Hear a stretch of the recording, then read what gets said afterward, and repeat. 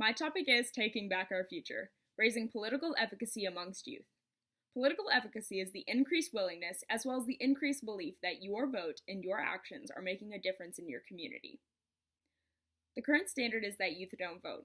We are less engaged in our communities and less likely to partake in the political process.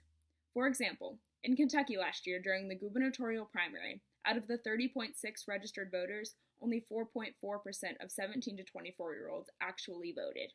And as for the gubernatorial general, only 11.5% of 17 to 24-year-olds returned to the polls and voted again. For the presidential election, you are expected to have a much higher voter turnout. And even so, in Kentucky, youth did. 45.2% of 17 to 24-year-olds had shown out and voted that day. But nationally, 15.4% of 17 to 24-year-olds had voted. So why does this matter? Well, there are several disparities in interest.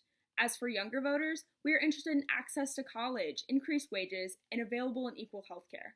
Older voters typically are more focused on Social Security, reliable Medicare. So what do we hope to gain? Well, we hope to engage you in the political process, increase your civic health, and inspire change in your community. If you are a Kentucky resident, visit inspireus-ky.org to learn more about increasing your civic health and engaging yourself in the political process by registering students like you to vote. Another channel for you to engage in the community is visiting the Kentucky Youth YMCA Association. Go to kyymca.org to understand more programs of youth in government and so that you are engaged in your community both on a national scale and a local scale.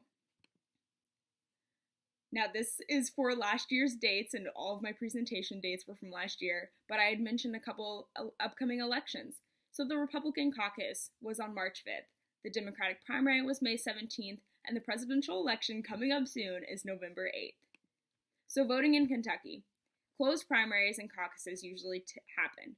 So we have a Republican caucus, we had one this year, and if you register 1 month in advance to voting, then you are allowed to do so. If you are going to be 18 by the general in Kentucky, you can be 17 years old and you can vote in the primary. So thank you. I hope you were thoroughly engaged in this topic as well as informed on how you can become an increased civic health and empowered student. Thank you.